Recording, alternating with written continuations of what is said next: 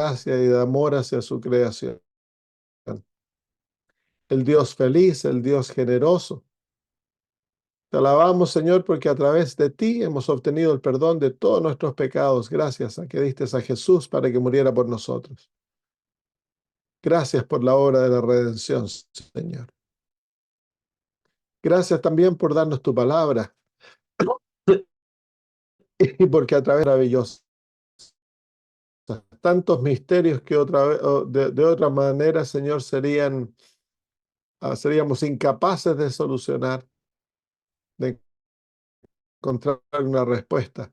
Tú, Señor, nos has iluminado sabiduría en estos momentos para estudiar tu palabra, que tu Espíritu Santo nos guíe, Señor, en el estudio de ella y que podamos comprenderla y aplicarla, Señor, a nuestras necesidades personales.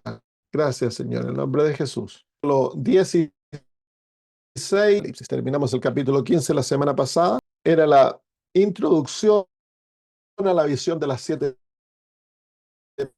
plagas. Nos mostró la iglesia ya victoriosa, adorando a Dios en el cielo por sus juicios.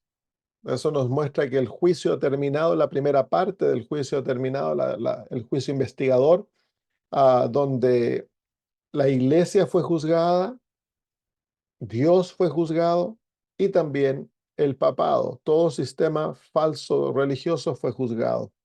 Todo sistema falso cristiano religioso fue juzgado. Y luego nos muestra de que la visión de las 7 plagas viene del lugar santísimo, específicamente del Arca del Pacto, que es el único mueble que se encuentra en el lugar santísimo. El capítulo 16 entonces nos muestra las plagas, que acaba el tiempo de gracia. El tiempo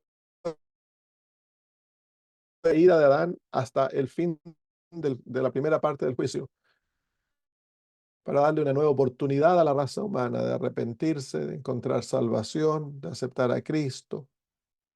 Es lo que nosotros llamamos, es donde se desarrolla el plan de la redención para la salvación de la raza humana. Va más allá de este tiempo, el plan de la redención termina cuando termina al fin del milenio, cuando viene la última parte del juicio y se destruye a los impíos, entonces termina el plan de la redención. Pero el tiempo de la gracia, el tiempo que se le otorga a la raza humana para salvación, culmina una vez que acaba la, el juicio, la primera parte del juicio y comienzan a caer las plagas. El derramamiento de las plagas es la señal para el pueblo de Dios que ha culminado la gracia. No vamos a saber con exactitud cuándo se acabó el tiempo de gracia, pero ya vamos a tener una idea cuando comienza la gracia culminado. Durante esta época, si vamos no tan solo van a ser derramadas las plagas. En Apocalipsis capítulo 11, se nos muestra cuando dice en los versículos 11 en adelante, pero después de 3 días y medio entró en ellos el espíritu de vida enviado por Dios. Y se levantaron sobre sus pies y cayó gran temor sobre los que lo vieron. Y oyeron una gran voz del cielo que les decía, subid acá, y subieron al cielo en una nube, y sus enemigos los vieron. Entonces eso nos muestra la historia de las Sagradas Escrituras, su efecto en el mundo. Va a haber un gran reavivamiento de ellas, pero luego son retiradas, son sacados estos 2 profetas que representan el Antiguo y el Nuevo Testamento. Son retirados del mundo y no va a quedar, no va a haber capacidad de predicar la palabra de Dios. Para el pueblo de Dios el Espíritu Santo es retirado y la palabra de Dios dice que va a venir una gran hambruna sobre el mundo de conocer palabra de Dios y van a viajar de una parte del océano a otro buscando a alguien que les hable. Y no va a ser posible. Dios va a haber retirado su palabra, simbólicamente, por supuesto. Am, entonces, luego viene a la caída de las plagas. Las plagas las tomamos en forma literal, a pesar de que hay una plaga, de que es simbólica, que es la sexta plaga. Pero mayormente las tomamos en forma literal, así se encuentran en el conflicto de los siglos. La hermana de White las explica en forma literal. Son el derramamiento de juicios divinos sobre un mundo impenitente. Am, Leamos el capítulo 16 y luego venimos y lo explicamos. Oí una gran voz que decía desde el templo a los 7 ángeles: id y derramad sobre la tierra las 7 copas de la ira de Dios. Fue el primero y derramó su copa sobre la tierra, y vino una úlcera maligna y pestilente sobre los hombres que tenían la marca de la bestia y que adoraban su imagen. El segundo ángel derramó su copa sobre el mar, y éste se convirtió en sangre como de muerto, y murió todo ser vivo que había en el mar. El tercer ángel derramó su copa sobre los ríos y sobre las fuentes de las aguas, y se convirtieron en sangre. Y oí el ángel de las aguas que decía: justo, justo eres tú, oh Señor, el que eres y que eras el santo, porque has juzgado estas cosas. Por cuanto derramaron la sangre de los santos y de los profetas, también tú les has dado a beber sangre, pues lo merecen. También oía otro que decía desde el altar, que desde el altar decía: ciertamente, Señor Dios Todopoderoso, tus juicios son verdaderos y justos. El cuarto ángel derramó su copa sobre el sol, el cual fue dado quemar a los hombres con fuego. Y los hombres se quemaron con el gran calor y blasfemaron el nombre de Dios, que tiene poder sobre las plagas, y no se arrepintieron para darle gloria. El quinto ángel derramó su copa sobre el trono de la bestia, y su reino se cubrió de tinieblas, y mordían de dolor sus lenguas, y blasfemaron contra el Dios del cielo por sus dolores y por sus úlceras, y no se arrepintieron de sus obras. El sexto ángel derramó su copa sobre el gran río Éufrates, y el agua de éste se secó para que estuviese preparado el camino a los reyes del oriente.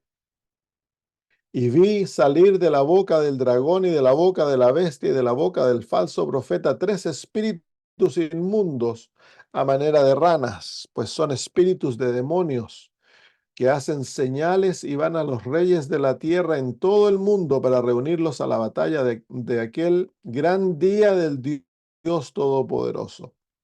He aquí yo vengo como ladrón. Bienaventurado el que vela y guarda sus ropas, para que no anden desnudo y vean su vergüenza. Y los reunió en el lugar llamado en hebreo, en el lugar que en hebreo se llama Armagedón. El séptimo ángel derramó su copa por el aire, y salió una gran voz del templo del cielo, del trono, diciendo: hecho está. Entonces hubo relámpagos y voces y truenos y un gran temblor de tierra, un terremoto tan grande cual no lo hubo jamás desde que los hombres han estado sobre la tierra. Y la gran ciudad fue dividida en 3 partes, y las ciudades de las naciones cayeron. Y la gran Babilonia vino en memoria delante de Dios para darle el cáliz del vino del ardor de su ira. Y toda isla huyó, y los montes no fueron hallados. Y cayó del cielo sobre los hombres un enorme granizo, como del peso de un talento. Y los hombres blasfemaron contra Dios por las plagas del granizo, porque su plaga fue sobremanera grande. Muy bien, entonces am, la- las plagas cronológicamente nos llevan desde el cierre de la gracia hasta la liberación del pueblo de Dios, que ocurre con la sexta y la séptima plaga.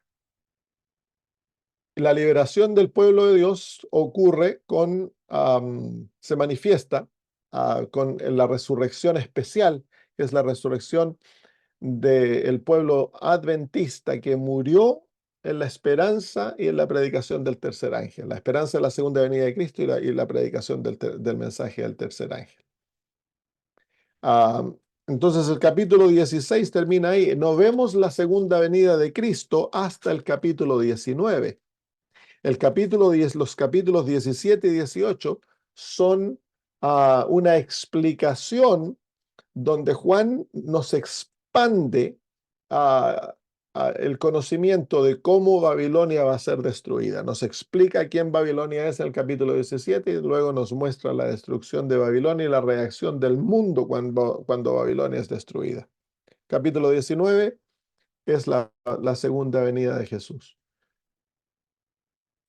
Muy bien, vamos entonces a el versículo 1 del capítulo 16. Oí una gran voz que decía desde el templo a los 7 ángeles: id y derramad sobre la tierra las 7 copas de la ira de Dios. Entonces, ya lo hablamos la semana pasada, las plagas son una intervención directa de Dios en juicios divinos. No son Dios simplemente retirando su mano y permitiendo destrucción o castigo. Dios está castigando, Dios está interviniendo. Son poderes angélicos que van a producir el derramamiento de las plagas.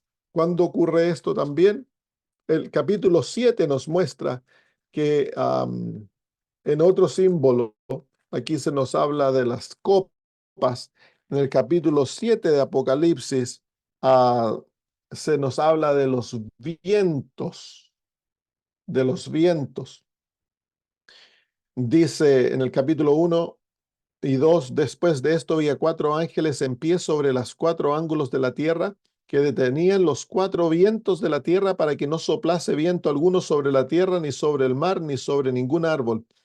Y vi también a otro ángel que subía de donde sale el sol y tenía el sello del Dios vivo, y clamó en gran voz a los 4 ángeles a quienes se les había dado poder de hacer daño a la tierra y al mar, diciendo: no hagáis daño a la tierra, ni al mar, ni a los árboles, hasta que hayamos sellado en sus frentes a los siervos de nuestro Dios. Entonces, una vez que el sellamiento termina, entonces se desatan los vientos, que es todo lo que tiene que ver con las pasiones humanas.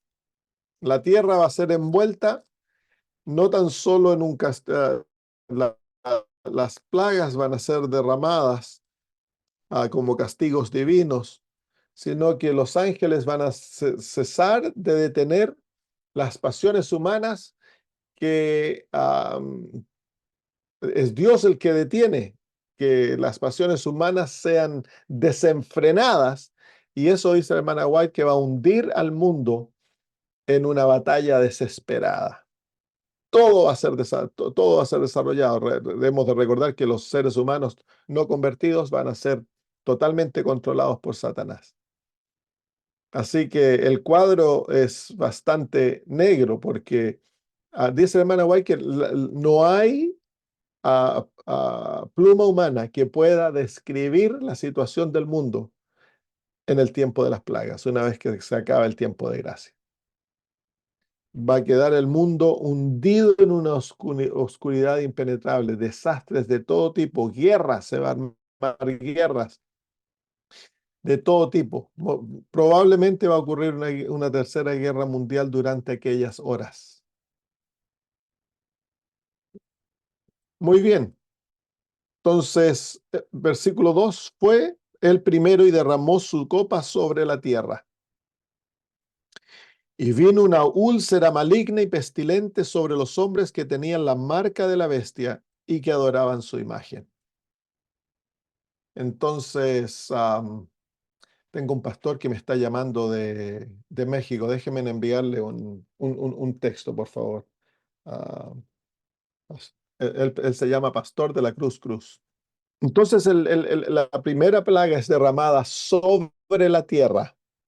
Ahora, la hermana White dice que estas plagas no son universales, si no, no quedaría vida en la tierra. Son plagas localizadas. Hay algunas plagas que pareciesen ser más universales que otras, pero no son de carácter universal, si no, no quedaría vida. Son de carácter localizado. Por supuesto, los seres humanos van a tratar de darle explicaciones naturales a estas plagas, porque no quieren reconocer la autoridad divina. El versículo 2 entonces nos dice que la primera plaga es derramada sobre la tierra y de ella sale unas úlceras malignas y pestilentes, y es específicamente sobre los hombres que han recibido la marca de la bestia y que adoran a su imagen. Entonces aquí se hace una diferencia bien clara. El pueblo de Dios no va a sufrir estas plagas. El pueblo de Dios va a ser guardado de sufrir estas plagas. Y la plaga cae, las plagas caen específicamente sobre el mundo rebelde, aquellos que han aceptado a Babilonia, que es la bestia, como el Dios de este mundo y se han sometido a su autoridad, recibiendo la marca de la bestia, que es el domingo. Se han sometido ya sea por creencia, la frente, o la mano derecha por conveniencia. Se han sometido y han rechazado el sábado la autoridad divina, la ley de Dios, y ahora han adorado a un Dios falso representado por la imagen de la bestia. Entonces, am, el mundo aquí queda dividido en dos grandes clases: el pueblo leal y el resto del mundo, que está en absoluta rebelión contra Dios, tanto que quieren deshacerse de Dios. Quieren erradicar el conocimiento de Dios de los para que ellos para que no reconozcan al Dios del cielo y lo reconozcan a Él como el Dios de este mundo. Entonces es una rebelión absoluta. Por eso Dios es justo en juzgar y castigar. Número 3. El segundo ángel derramó su copa sobre el mar. Así que la primera va sobre la tierra, la segunda va sobre el mar. Y este se convirtió en sangre como de muerto, y murió todo ser vivo que había en el mar. Todo ser vivo que había en el mar muere. Qué terrible cuadro. ¿Va a ser una plaga universal en la cual todo el mar queda convertido en sangre? Probablemente no, pero se van a ver manifestado en lugares extensos del mar donde esto va a ocurrir. El mar se va a convertir en sangre y los peces del mar van a morir. Ahora, puede tener es una aplicación simbólica. El mar es símbolo am, de la raza humana, la raza humana rebelde, que se convierte en sangre, de que van a haber grandes guerras que van a traer terribles consecuencias y que van a vivir. Ahora, el libro de Apocalipsis, el capítulo 10, el capítulo 9, nos muestra un poco de esto. Dice, am, hablando de la sexta trompeta termina pasado, o termina cuando se acaba el tiempo de gracia, pero nos muestra un poco lo que ocurre más allá. Dice, am, el sexto ángel tocó la trompeta y una voz de entre los cuatro cuernos del altar de oro que estaba delante de Dios, diciendo al sexto ángel que tenía la trompeta: desata a los cuatro ángeles que están atados junto al gran río Éufrates. Entonces, aquí se desatan los ángeles del río Éufrates, comienza una obra asociada con el río Éufrates. Esto es en el año 1843. ¿Cómo se llama? El río Éufrates son las naciones que soportan a Babilonia. Ya lo vamos a ver cuando lleguemos a la sexta plaga. En la sexta plaga se secan las aguas del río Éufrates. Aquí se desatan los ángeles que están asociados con el río Éufrates. ¿Y qué ocurre en las naciones que apoyan a Babilonia? Dice,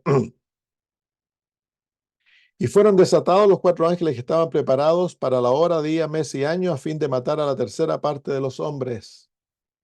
Así que la marca, lo que mostró que eso había ocurrido, es am, cuando Turquía, que era el remanente del Imperio Otomano, se sometió a al poder de Inglaterra. Ese evento marcó el comienzo de estos eventos que van a hundir eventualmente a la raza humana en una guerra desesperada. Y es por eso que la sexta plaga está marcada por guerras. Y eso es lo que ha ocurrido. Hemos tenido dos guerras universales, mundiales, durante la época de la sexta plaga. Pero dice, y el número de los ejércitos de los jinetes eran 200 millones. Yo oí su número. Tremendo ejército. Así vi en visión los caballos y sus jinetes, los cuales tenían corazas de fuego, de zafiro, de azufre, y las cabezas de los caballos eran como cabezas de leones, y de su boca salían fuego, humo y azufre. Por estas tres plagas fue muerta la tercera parte de los hombres, por el fuego y el humo y el azufre que salía de su boca. Pues el poder de los caballos estaba en sus bocas y en sus colas, porque sus colas semejantes a serpientes tenían cabezas y con ellas dañaban. Y los otros eran de las obras de sus manos. Esto nos lleva, es el mismo lenguaje de las plagas. Entonces, esto nos está mostrando que este aspecto de la trompeta tiene su cumplimiento final en las plagas, durante el tiempo de las plagas. Y a las imágenes de oro y plata, de oro, bronce, de piedra, de madera, las cuales no pueden ver ni oír. Así que puede ser también que, a pesar de que la plaga es literal, tenga un aspecto simbólico en el que literalmente el mundo se va a volver un mar de sangre. Van a ver, como dicen las trompetas, la tercera parte del mundo. Y eso es por supuesto simbólico. Una gran parte del mundo va a perecer en guerras. Muy bien, el am, tercer ángel, Apocalipsis 16, versículo 4. El tercer ángel derramó su copa sobre los ríos. Ahora son los ríos, que son las fuentes de las aguas que se toman sobre los ríos y sobre las fuentes de las aguas, y se convirtieron en sangre. Se convirtieron en sangre. Si las fuentes de las aguas y los ríos se convierten en sangre, no va a haber agua para tomar. Y esto muestra simbólicamente que el evangelio, que es el río de agua pura para la salvación del hombre, ha llegado a su fin. Las fuentes de las aguas van a estar contaminadas, que ya no van a producir vida, sino que ahora producen muerte. El versículo 5, y oí al ángel de las aguas que decía, justo eres tú, Señor. Quiero que noten la respuesta de los ángeles y del cielo al castigo divino. Nosotros nos sentimos mal, nosotros tratamos de excusar a Dios cuando Él obra de esta manera. Mire cómo responden los ángeles. Justo eres tú, oh Señor, el que eres y que eras, el santo, porque has juzgado estas cosas. Se fijan de que los ángeles alaban a Dios como justo.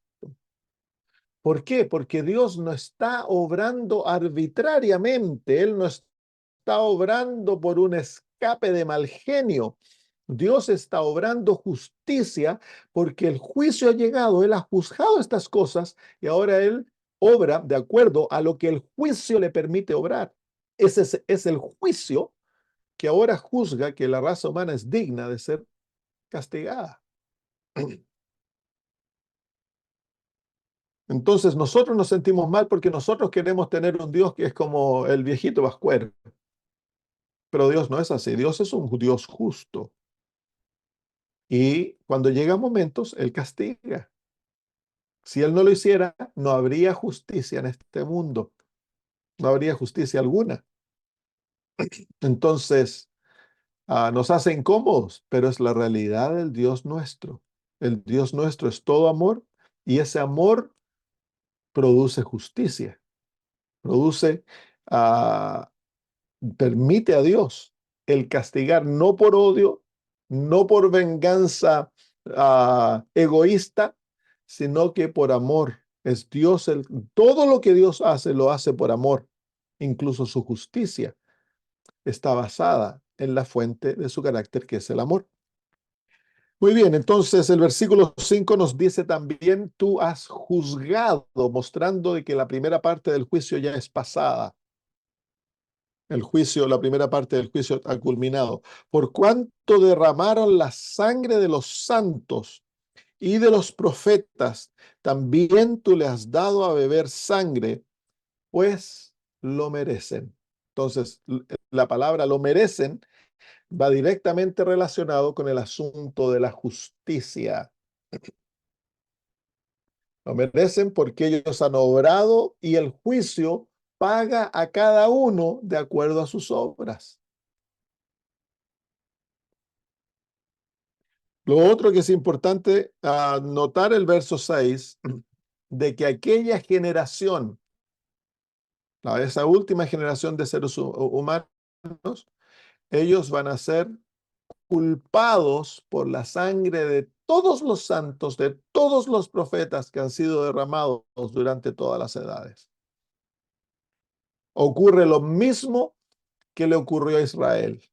Jesús dijo que ellos iban a ser castigados por el derramamiento de la sangre de los profetas que los antepasados de ellos habían cumplido. Entonces, cuando no hay arrepentimiento, cada generación acumula ira. Y eventualmente cuando viene el pago por la maldad, cuando llega se acumula la ira hasta tal punto que Dios permite castigo o trae castigos, entonces esta generación paga por la maldad de todas las otras generaciones. Por eso que el castigo sobre Israel fue tan duro, porque a ellos se los culpó. ¿Por qué se los culpa? Porque ellos han obrado y han tomado la misma actitud, teniendo toda la evidencia del pecado de sus padres. Siguieron obrando en el mismo camino, por lo tanto, la culpa de todos ellos se acumula. Y de lo mismo ocurre en el libro de Apocalipsis 17. Se nos habla de Babilonia y dice en el versículo 6, vi a la mujer ebria de la sangre de los santos y de la sangre de los mártires de Jesús, y cuando la vi quedé asombrado con gran asombro. Entonces, ellos derramaron la sangre de los santos y antes de que cierre el tiempo de gracia viene una época de gran martirio, porque Satanás va a tratar de erradicar al remanente, va a tratar de destruirlo totalmente. Y el mundo se va a unir en esta obra y van a planear eventualmente matarlos a todos en una noche. Eso es lo que trae la angustia de Jacob al pueblo de Dios. No el hecho que van a morir porque ellos están felices de morir por Cristo, el hecho de que si están listos. Entonces, esa actitud los hace culpables de las muertes de todos los hijos de Dios que han muerto a través de las edades, porque tienen el mismo sentir. Con ello aprueban y al aprobar se hacen parte de los crímenes contra el pueblo de Dios durante todas las edades. Y esa plaga castiga aquello, los hace beber sangre. Estaban sedientos de sangre. Como se dice, bueno, Dios les permite beber sangre. Van a estar tan sedientos que van a beber las aguas que se han vuelto en sangre. Versículo 7. Nuevamente la voz de un ángel se añade, dice, también oía otro que desde el altar decía, el altar es símbolo de la intercesión. Esto muestra nuevamente que aquella intercesión ha cesado. Dice también a otro que decía al altar, ciertamente, Señor Dios Todopoderoso, tus juicios son verdaderos y justos. Hay regocijo. Ahí los ángeles están satisfechos con la acción divina. Ellos no se andan rascando la cabeza y diciendo, uy, ¿por qué Dios obra de esta manera? es diosado de ser el Dios esquizofrénico, porque obra de esta manera. No, los ángeles quedan satisfechos y declaran a Dios como un Dios justo. En otras palabras, si Dios no obrase de esta manera y castigase la maldad humana, los ángeles estarían disatisfechos y el universo declararía a Dios como un Dios injusto. En Apocalipsis capítulo 19, am,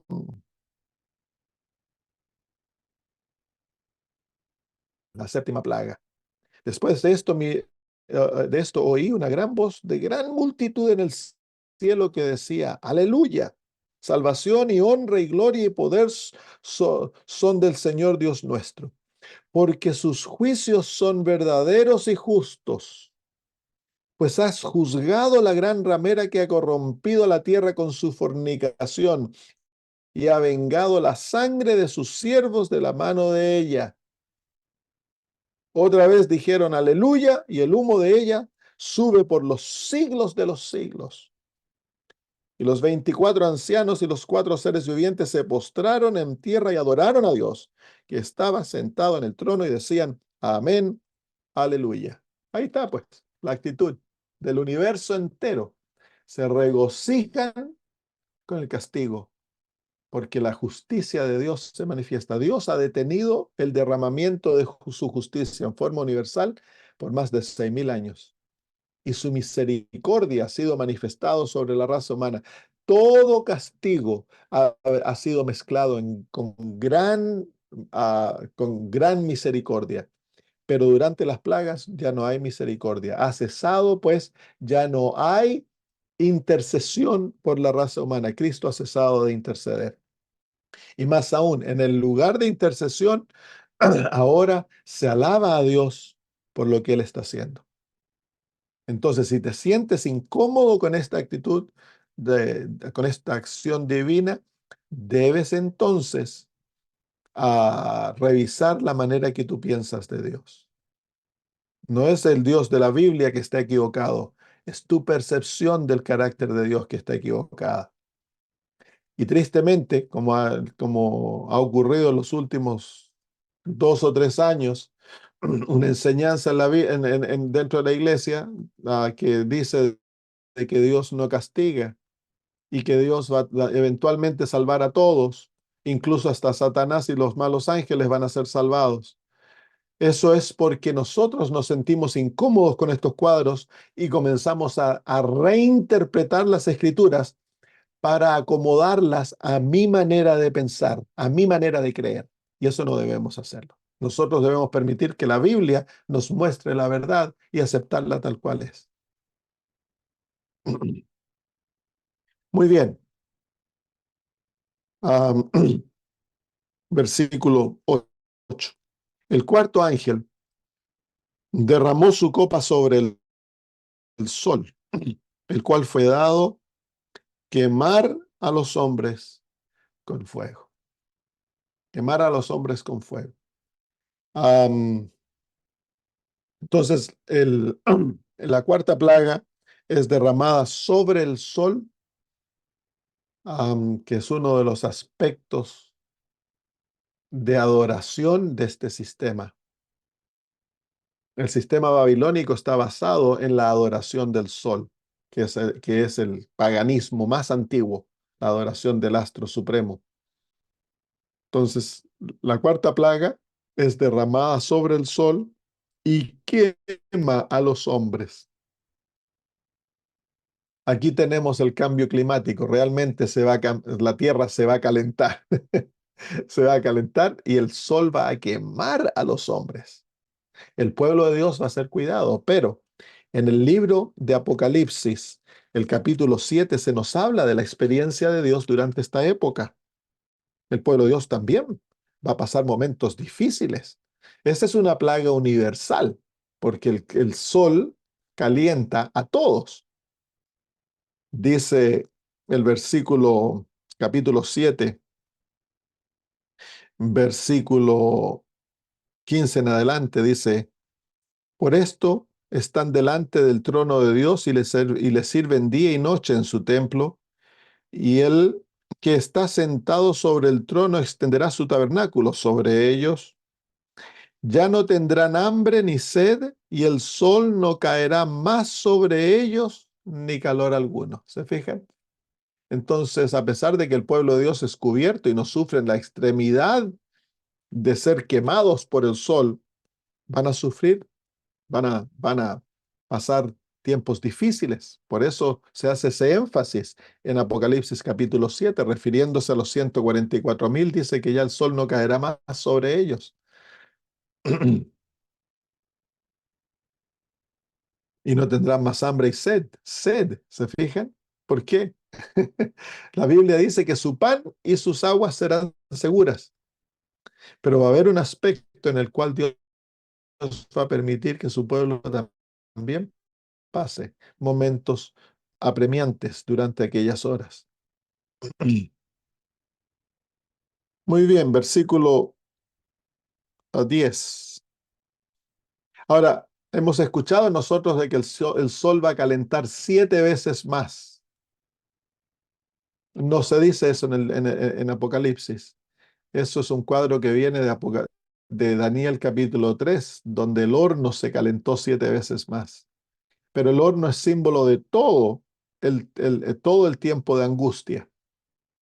El horno simboliza el cierre de la gracia y este tiempo terrible, y especialmente simboliza la experiencia del pueblo de Dios durante la angustia de Jacob. Am, pero no necesariamente a al tiempo de la cuarta plaga. Así que, ¿cuántas veces más va a calentar el sol? Capaz que sea 7 veces más, tanto que va a quemar al ser humano. Va a ser como que hubiese fuego, va a ser terrible. Muy bien, y los hombres se quemaron con el gran calor y blasfemaron el nombre de Dios. Blasfeman el nombre de Dios. Así que aquí se muestra que la actitud del ser humano caído, el impío, ya está sellada. No cambian su forma de ser, no cambian su forma de pensar.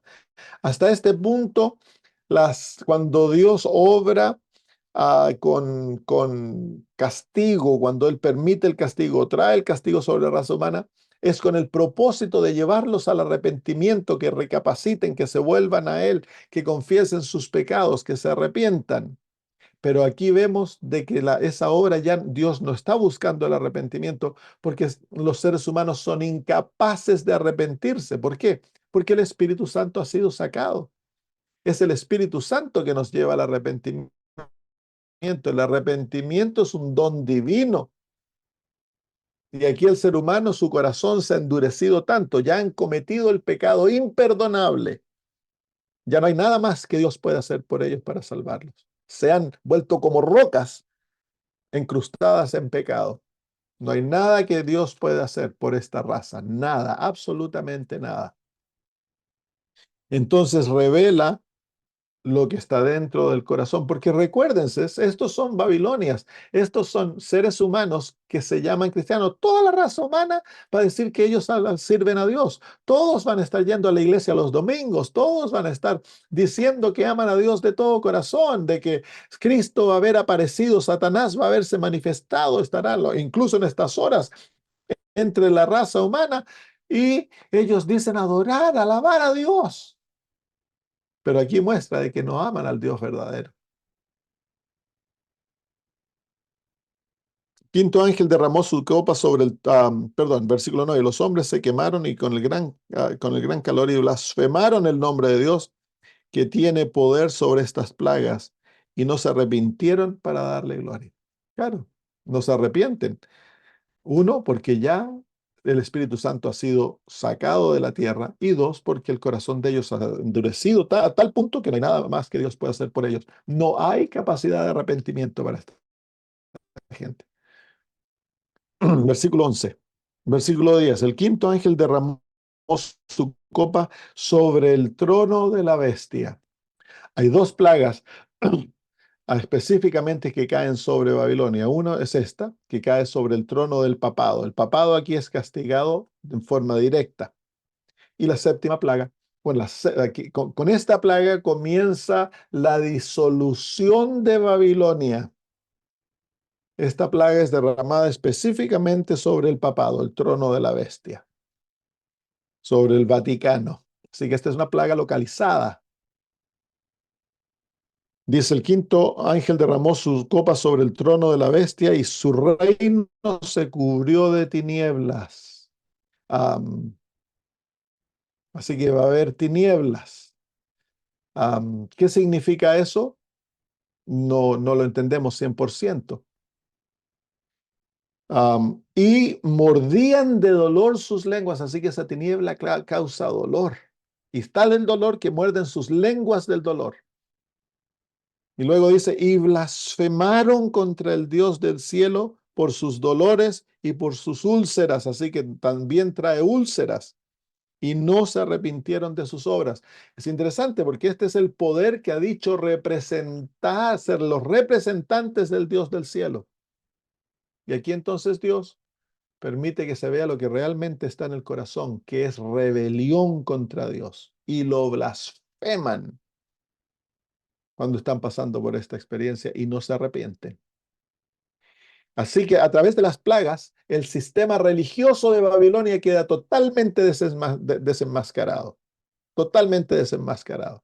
Se ve que realmente lo que los ha llevado es odio y rebelión contra Dios. Y las plagas desenmascaran aquello totalmente. Versículo 12: el sexto ángel derramó su copa sobre el río Éufrates. El agua de ésta se secó, para que estuviese preparado el camino a los reyes del oriente. Y vi salir de la boca del dragón y de la boca de la bestia y de la boca del falso profeta tres espíritus inmundos a manera de ranas. Pues son espíritus de demonios que hacen señales y van a los reyes de la tierra en todo el mundo para reunirlos a la batalla de aquel gran día del Dios Todopoderoso. He aquí yo vengo como ladrón. Bienaventurado el que vele y guarda sus ropas, para que no ande desnudo y vean su desnudez. Y los reunió en el lugar que en hebreo se llama Armagedón. Muy bien, entonces aquí tenemos que la sexta plaga es derramada sobre el río Éufrates. Este no es un río literal. Ni el ejército que viene del oriente, no dice del oriente, los reyes del oriente tampoco son literales, no es un ejército literal, es un ejército espiritual.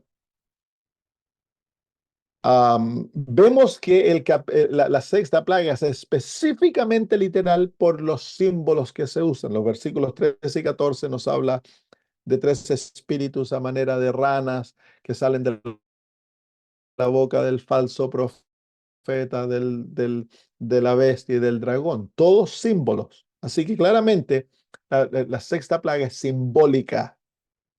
Así que hemos de interpretar los símbolos. El río Éufrates. ¿Qué es lo que es el río Éufrates? Bueno, el río Éufrates la palabra Éufrates proviene del Antiguo Testamento, que era la suministración de agua a la Babilonia del Antiguo Testamento. Era lo que le daba seguridad, lo que le daba vida a Babilonia. Entonces aquí Juan está usando lenguaje del Antiguo Testamento para ayudarnos a entender lo que lo que debemos entender de esta, ¿cómo se llama? Parte de los escritos. En el capítulo 17 de Apocalipsis se interpreta el símbolo, dice el versículo 15: me dijo también: las aguas que has visto donde la ramera se sienta son pueblos, muchedumbres, naciones y lenguas. ¿Cuál es el nombre de esta ramera? Babilonia. ¿Dónde se sentaba Babilonia en el Antiguo Testamento? Ella se sentaba para que Babilonia cayera, el río Éufrates se secó. Ciro, que era el rey del oriente, eran dos reyes. Ciro, se habían unido dos poderes, los medos y los persas, por eso se los llama reyes. Vinieron del oriente, venían del este, atacaron a Babilonia, la rodearon, y para poder entrar a Babilonia ellos secaron el río Éufrates y entraron por debajo por el lecho del río, entraron y conquistaron Babilonia. Babilonia cayó cuando se secó el río Éufrates. Entonces aquí el río Éufrates es simbólico. ¿Qué simboliza el río Éufrates? Bueno, las naciones, las lenguas, dice, las aguas que has visto donde la ramera se sienta son pueblos, muchedumbres, naciones y lenguas. Apoyan a Babilonia, que le han dado soporte y sistema religioso falso. Entonces nos dice que la sexta plaga va a secar aquel apoyo. Entonces la pregunta es, ¿cómo fue de que las naciones llegaron a rendirle tanto apoyo a Babilonia? Bueno, los versículos 13 y 14 nos explican. Y vi salir de la boca del dragón, de la boca de la bestia y la boca del falso profeta. Esa es la triple unión que conforma Babilonia: el papado, el protestantismo caído y las religiones paganas. Babilonia. ¿Y qué sale de Babilonia? De la boca de Babilonia, sus enseñanzas, la boca. Tres espíritus inmundos a manera de ranas. Así que esto ocurre antes de las plagas. Porque ¿qué hacen? Dice, pues son espíritus de demonios que hacen señales, milagros, y van a los reyes de la tierra en todo el mundo para reunirlos a la batalla de aquel gran día del Dios Todopoderoso. Entonces, aquí vemos que Babilonia tiene un sistema profético contradictorio al sistema profético que Dios le ha dado a su pueblo. Los tres ángeles, el mensaje de los tres ángeles es el mensaje otorgado al pueblo de Dios, unido al Evangelio eterno para ser predicado a todo el mundo.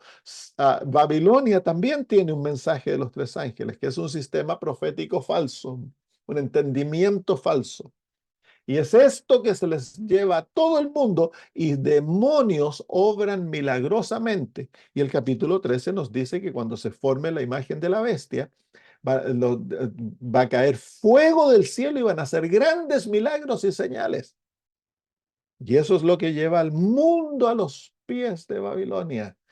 Y el mundo le va a dar su apoyo. Dice que cuando reciba poder el papado, Babilonia, los reyes de la tierra, los 10 reyes de la tierra, Apocalipsis 17, le van a otorgar su poder. Así que todas las naciones de la tierra le van a otorgar su poder, le van a otorgar su apoyo, su soporte, van a estar unidos a ello. Ese es el río Éufrates. Ese es el río Éufrates. Entonces, la sexta plaga va a destruir esa unión de apoyo a Babilonia, la va a traer a su fin. ¿Cómo? Bueno, aquí no se nos muestra, pero en el versículo bueno, terminemos de hablar esto y ya les muestro cómo. Versículo 15 dice, he aquí yo vengo como ladrón. Bienaventurado el que vela y guarda sus ropas para que no ande desnudo y vean su vergüenza. Entonces aquí hay un llamado porque el engaño va a ser terrible, es terrible. Por ejemplo, ahora que está la guerra con Israel, todos los evangélicos andan hablando que esto es cumplimiento profético y que aquí viene el Armagedón y todas esas cosas. Eso es falso. Israel no está envuelto en la última batalla. La última batalla es una batalla espiritual, es una batalla real. El mundo va a tratar de destruir al pueblo de Dios. ¿Quiénes son los reyes del oriente? Bueno, cuando uno lee en Isaías, los reyes del oriente era Ciro, la unión de Medo y Persia, Ciro en la cabeza, el rey del oriente, y ellos fueron los que atacaron a Israel, vinieron del este exactamente, rodearon a Babilonia, la atacaron, secaron el río Éufrates y conquistaron y destruyeron a Babilonia. Entonces, ¿quiénes son los reyes del oriente? A Ciro se lo llama Mesías en Isaías 41. Se lo llama el ungido. Entonces, Ciro es un tipo de Jesús. Es simbólico de Cristo cuando venga en su segunda venida. Y el versículo 15 nos muestra quién es el rey del oriente. Dice, he aquí yo vengo como ladrón. Jesús es el rey del oriente, pues. ¿Y por qué dice reyes del oriente? Porque Jesús y los ángeles, en el capítulo 19 se lo muestra claramente a Jesús viniendo como un gran ejército, es parte del ejército. La otra parte del ejército son los 144,000 que están en la tierra. Y ambos conforman el gran ejército del oriente, los reyes del oriente, porque a los 144,000, al pueblo de Dios, se le ha dado el poder de ser reyes y sacerdotes con Cristo Jesús. Comparten el privilegio de reinar con Cristo. Entonces, el río se seca y se seca para que se manifieste la gran venida de Cristo Jesús y la glorificación del pueblo de Dios. Versículo 16, y los reunió en el lugar que en hebreo se llama Armagedón. Así que la batalla del Armagedón, la preparación para la batalla de Armagedón se está llevando en estos mismos momentos, los versículos 13 y 14, a través de la difusión de un mensaje falso. Espíritus inmundos van a llegar a obrar grandes milagros, lo vamos a ver con nuestros propios ojos, y todo eso forma entonces el ejército de Babilonia. Y Babilonia va a luchar contra el ejército del oriente, que es el pueblo de Dios unido a Cristo y a sus ángeles.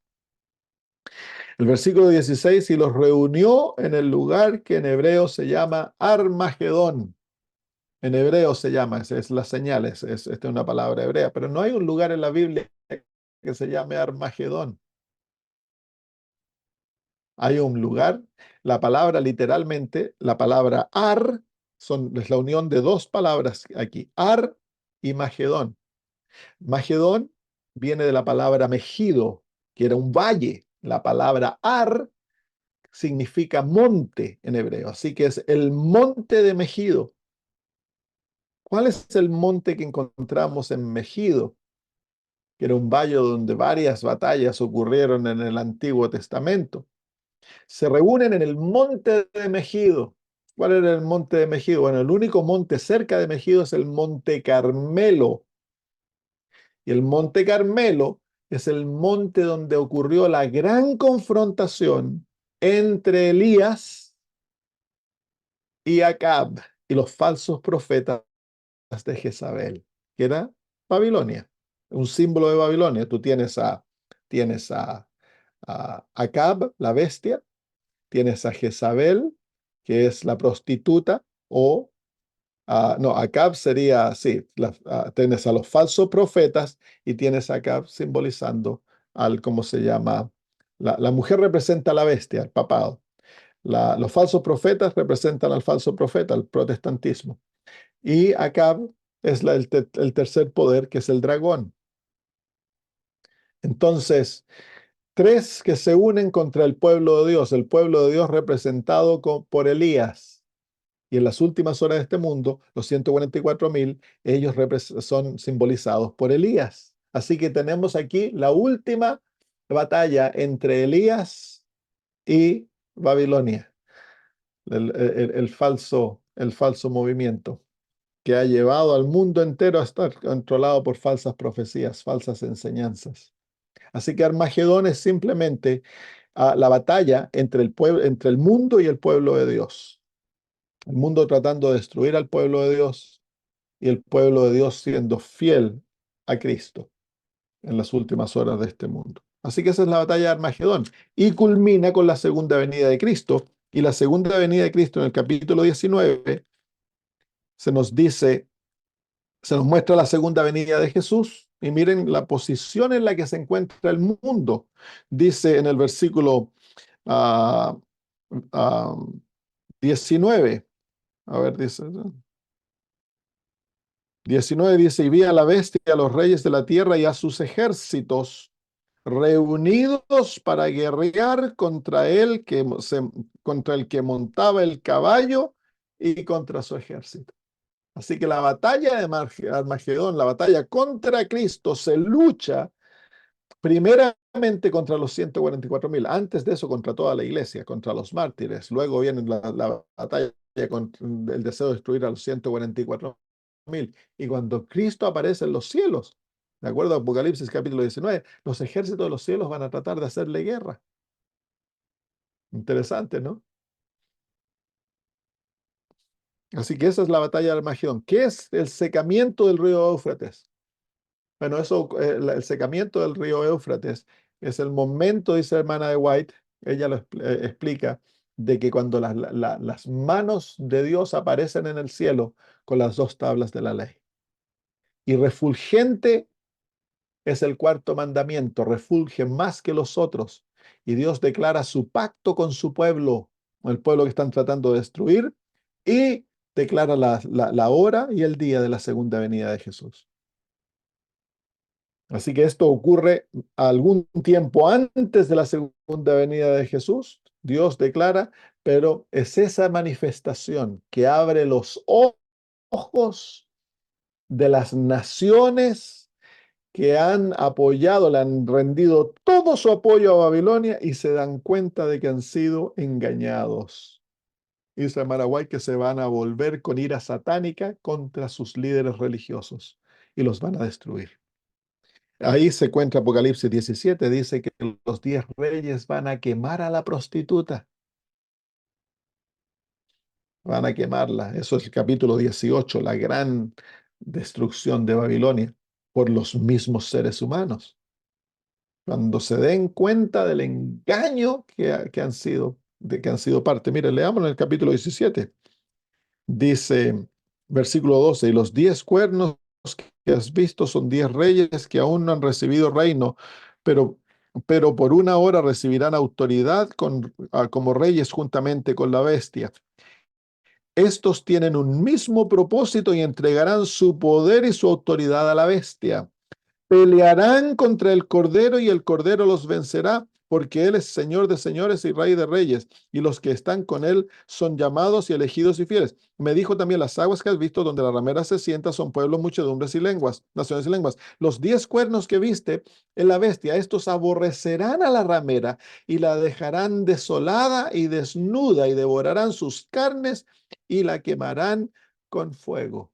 Pues porque Dios ha puesto en sus corazones el ejecutar lo que Él quiso, ponerse de acuerdo y dar su reino a la bestia hasta que se cumplan las palabras de Dios.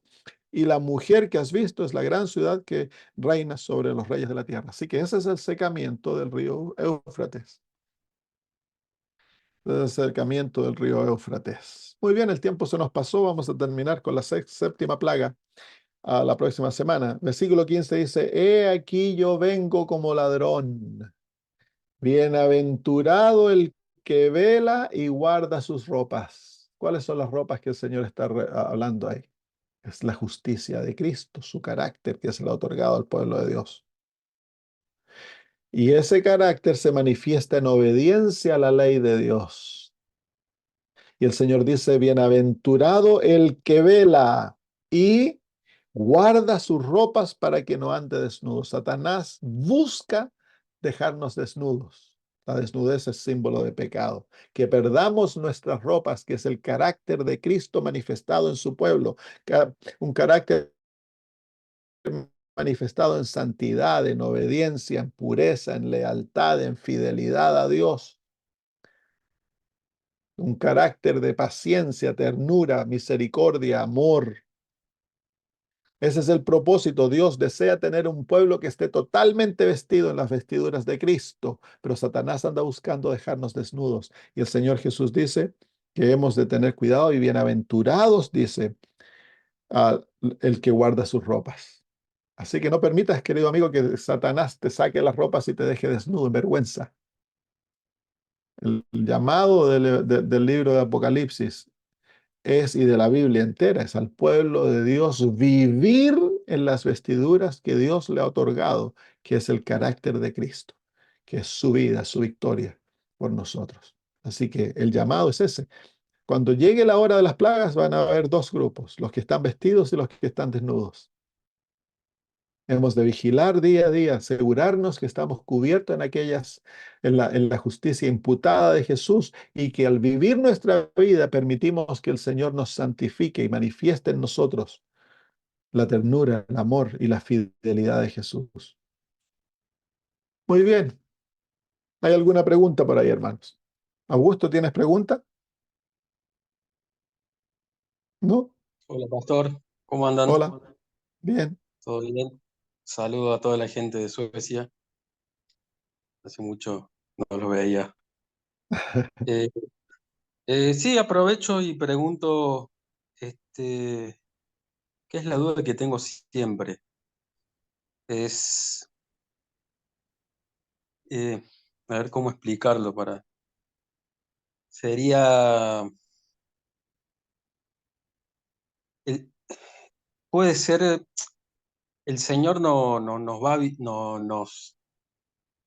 nos informa si nosotros estamos por el camino equivocado, es decir, que nos pase como el joven rico, que creemos que estamos bien y capaz que todo lo contrario. Ya. Am, si nuestro corazón es humilde y andamos buscando vivir con el Señor de todo corazón, el Señor, el Señor te guía, te abre los ojos, te habla, pero si eres orgulloso como el joven rico, cuando el Señor te habla no lo vas a escuchar. No es que el Señor te deje ignorante, sino que el Señor te habla, pero el joven rico no escuchó lo que el Señor Jesús le dijo. No estuvo dispuesto a aceptar el consejo del testigo fiel. Y ese es el peligro de la Odisea. Cuando el Señor Jesús nos da el consejo, el escuchar. No es que Él no nos dé consejo, Él nos da consejo en su palabra, nos da consejo en oración, personalmente, nos llama al arrepentimiento a través de nuestra conciencia. El problema es no escucharlo porque somos orgullosos. Entonces hemos de humillarnos ante el Señor y pedirle que nos dé un corazón humilde, que se someta a su voluntad y que no importa cuán duro, cuán feo sea lo que el Señor nos muestre, que estemos dispuestos a caminar de acuerdo a aquella luz, no importa el costo. Entonces el Señor no nos deja en oscuridad, nunca. Somos nosotros los que escogemos la oscuridad por nuestro orgullo y porque no nos place el consejo de Dios. Bien, bien, excelente. Bueno, gracias, De nada. pastor. Hermana Susana, Sí, buenas tardes, pastor. ¿Cómo le va? buenas. Mire, bueno, yo entré tarde, pues tenía gente en mi casa trabajando y quería, aún así, escuché la parte donde usted explicó lo del río Éufrates, qué simboliza, qué significa el Apocalipsis. O sea, sé la parte histórica de la Biblia del río Éufrates, pero no me quedó claro qué es lo que simboliza ahí en esa batalla, el Éufrates. El río Éufrates simplemente es símbolo de las naciones, de los pueblos alrededor del mundo que darán todo su apoyo a Babilonia, al papado, al protestantismo falso y a Satanás obrando a través de las religiones paganas. O sea, de ahí viene el símbolo de muchas aguas, muchedumbre, en este caso sería Claro, el río Éufrates. claro, ese es el Bien. río Éufrates. Es Ujú. las aguas sobre las cuales la ramera se sienta. Bien. Y eh, Armagedón obviamente también es simbólico, no existe, y es una batalla espiritual, Bueno, ¿sí? es una batalla de carácter espiritual en la realidad de que se está tratando de destruir al pueblo de Dios, pero es una batalla literal en la cual el mundo Pues sí, entero va a estar reunido para destruir al bien. pueblo de Dios. Bueno. Y la otra, hablando de batallas, alguna vez tuve una controversia con respecto a la batalla del cielo, que sucede cuando Satanás se revela, ¿sí? Y que se arma una batalla, ¿no es cierto?, con Miguel y sus ángeles, y bueno, algunos sostienen que eso también es físico, para mí también fue una batalla espiritual esa, o no, o fue Bueno, ambas. es una batalla espiritual, pero tiene Sí, repercusiones físicas porque eventualmente Satanás y sus ángeles fueron tomados y echados del cielo. y Ah, perdieron la bien, batalla. bien. Entonces Ah, hay una realidad física en esa batalla. Al hablar ajá. espiritual, no estamos hablando de que es algo que no Idea. ocurre, no, que es algo que ocurre, pero tiene dos niveles. El nivel espiritual no es de que la batalla de Armagedón, como algunos hablan, se seca el río Éufrates literal y Rusia ataca a Israel y esa es la Sí, sí. batalla de Armagedón, porque algunos interpretan de eso la batalla de Armagedón. Ujú. Pero, ¿cómo se llama? No, no, no. Es una batalla de carácter espiritual en la que la iglesia es el centro, la iglesia es Israel y el mundo entero es que busca, se han unido para destruir a la iglesia, al pueblo de Dios. Bien. Y algo similar pasó en el cielo, entonces también. Claro, Bien. pero tiene Bueno, repercusiones físicas porque van a haber leyes que claro. se van a pasar para destruirlo. El mundo se va a unir y van a tratar en una noche de destruir al pueblo de Dios. Y cuando Cristo venga, le van a tratar No, de no, hacer no. guerra. Sí. En la batalla de acá entendía eso también, pero me quedaba la duda con la del cielo. Ahí también hubo Ya, sí, una no, también hubo especie. aspecto físico. Bueno, gracias, pastor, muchas gracias. De nada, hermano. Marcelo, Hola, hola, ¿me escuchan? ¿cómo estás? ¿Qué tal? Buenas tardes. Bueno, tengo varias preguntas en realidad. Aprovecho con una que está relacionada, digamos, con el tema, que decía recién que el castigo que se da es en base a los pecados de generaciones anteriores, digamos. Eh, Supongo que eso estará relacionado también con cuando en los 10 mandamientos dice que visito la maldad de los padres sobre los hijos hasta la tercera y cuarta Mm, generación de los que me aborrecen. La duda puntual era por qué los castigos de Dios muchas veces parecen más severos en el Antiguo Testamento que en el Nuevo. Mi suposición en el momento era que falta información, pero es así que en realidad tal vez todos esos castigos venían por justamente los pecados de generaciones anteriores, tipo por ejemplo la rebelión de Coré o el hombre este que lo mataron por salir a cortar leña un sábado, o ese tipo, o los osos que despedazaron a los chicos que le decían calvo a sí. Eliseo o cosas por el estilo. Por estos temas viene mi pregunta. Bueno, la realidad es que no son los castigos de Dios cuando son castigos, son castigos. Por ejemplo, cuando Ananías y Zafira, ellos engañaron, cayeron muertos ante los pies de los apóstoles. Castigo fue Sí, severo.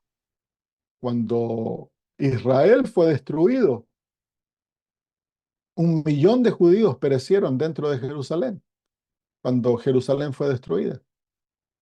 Am, Cuando Jesús proclamó su juicio sobre Capernaum, uno lee las palabras, dice que, que a Sodoma y Gomorra va a ser, los castigos va a ser menos severo que para aquellas ciudades. Ahora, hemos de tener en cuenta de que el Antiguo Testamento cubre un periodo de 4000 años. Y entonces el periodo que se abarca es mucho más largo que el Nuevo Testamento, el Nuevo Testamento cubre un periodo de más o menos 60 años. Entonces tenemos mucho menos ah, vistazos a lo que ocurre en el mundo que lo que vemos en el Antiguo Testamento, donde vemos claramente cómo obra Dios, porque es extenso, hay mucho detalle. El Nuevo Testamento es limitado, pero en el Nuevo Testamento vemos de que el Dios de amor, que es Cristo Jesús, porque hemos de recordarnos que el Dios del Antiguo Testamento es Jesús, es el mismo Dios, que la manera de actuar de Dios no cambia. Dios no cambia, su manera de actuar es igual. Vemos los castigos grandes porque vemos el desarrollo de la maldad en el Antiguo Testamento, se ve con detalles en los cananeos. En el tiempo de Abraham, Dios les está llamando al arrepentimiento. Cuando llegue Israel, llegó el tiempo de castigo porque no se arrepintieron, no abandonaron sus caminos y se han vuelto empedernidos en el mal. Ya no hay nada que Dios pueda hacer, entonces Dios permite su destrucción. Entonces, de ok. la misma manera vemos Dios obrando con distintas naciones en el Antiguo Testamento, pero en el Nuevo Testamento Dios no cambia. vemos algunas veces vislumbres de cómo Dios obra con seres o naciones que han llegado, el mal ha llegado a su clímax. Entiendo, es cierto, no había tenido en cuenta nunca eso. O sea que en gran parte es más porque no se puede hacer más nada y hay que hacer justicia, digamos, como decir, listo, llegaron Claro, a la medida. Ok. claro. Bueno, la segunda cosa que quería preguntar es si hay algún lugar en la Biblia donde se diga que cuando vamos a resucitar nos vamos a reconocer entre nosotros. Esto por una pregunta que me hicieron durante la semana y el único justificativo que yo tenía para respaldarlo, es decir, uno va a reconocer a su amigo, a su padre o familia al momento de la resurrección, es la cita de Elena en realidad. Claro, en el libro de Primera de Corintios, capítulo 13, dice en el versículo 12: ahora vemos por espejo oscuramente, mas entonces veremos cara a cara. Ahora conozco en parte, pero entonces conoceré como fui conocido. Entonces, hablando de aquella tiempo, dice que conoceremos como fuimos conocidos. Así que nosotros conoceremos y se nos conocerá a nosotros. Ahora, yo pienso que de primera vamos a tener un poco de problema conociéndonos, porque como vamos a haber sido perfeccionados y vamos a estar todos hermosos, me van a ver a mí y decir, ¿usted, Pastor Samuel? Sí, soy yo. Pero nos vamos a conocer en el cielo, sí. Ok, buenísimo. Creo que sí, con esto me va a ser suficiente. Gracias. Ok, Marcelo. Hermano Oscar. Sí, gracias, pastor. No, sí, en referencia, cuando llegamos prácticamente a la batalla de Armagedón, hay, por ejemplo, eh, una teoría que he escuchado sobre la traducción de la palabra Armagedón, ¿verdad? Usted nos daba como la más conocida el monte Megido y en referencia a las batallas que ha tenido el pueblo de Israel en ese monte. Como tal, ponía el ejemplo del monte Carmelo. Pero he escuchado también que le dan una traducción como el monte del testimonio, o sea, Armoed también, en el monte de Armoed, es decir, esto es el monte del testimonio. Y eso está con referencia en Isaías 14, referencia a lo que le pasó a Lucifer, y eso ahí se ocupa la misma palabra en hebreo, Armoed, de la cual traducen el famoso Armagedón. Entonces, como usted decía, y ya la hermana lo dijo en su pregunta, la lucha, si bien es cierto, no, a veces queremos verla literal, como que todo va a ser en Israel, como creen los pentecostales u otras iglesias, que va a ser literalmente en Israel a través de una guerra, como usted decía, que literalmente se va a secar el río Éufrates y luego ahí va a entrar Rusia y esto. Algunos creen esa interpretación literal, pero nosotros sabemos que es una batalla espiritual contra el pueblo de Dios. Pero ¿qué ha escuchado usted esa teoría, pastor? Esa es mi pregunta del monte, esta traducción Armoed. No. Primera vez que yo la escucho. ¿Cuál es la cita de Isaías para revisar eso? Estaba viéndola ahora Isaías 14 exactamente en este momento le doy el versículo, porque justo al hacer la pregunta perdí el texto. Dice Isaías 14, hablando de el fin de Lucifer, que aparece desde el 9, dice, a ver, pero fuiste, a ver, déjeme ver. Ok. Desde el 13, tú que decías en tu corazón, subiré al cielo en lo alto por encima de las estrellas de Dios y levantaré mi trono en el monte de la reunión, al lado del norte me sentaré. En el monte del Parece que ahí se testimonio. ocupa la palabra. Sí, parece que ahí sí se ocupa la palabra en hebreo Armoed, Ya. del cual arman eso del Armagedón como tal. Ya. Déjame hacer una No investigación sé, he como la escuchado. próxima semana. Ujú, perfecto. Se lo escuché a un pastor mexicano que tiene muy buenos temas, le gusta mucho también entrar en estos temas. A lo mejor usted lo ha escuchado, el pastor Quintero. Es un hombre No. muy estudioso de la profecía y le escuché esta versión. Y dije, le voy a Ya. preguntar al pastor porque justo estamos estudiando el capítulo. Armoved.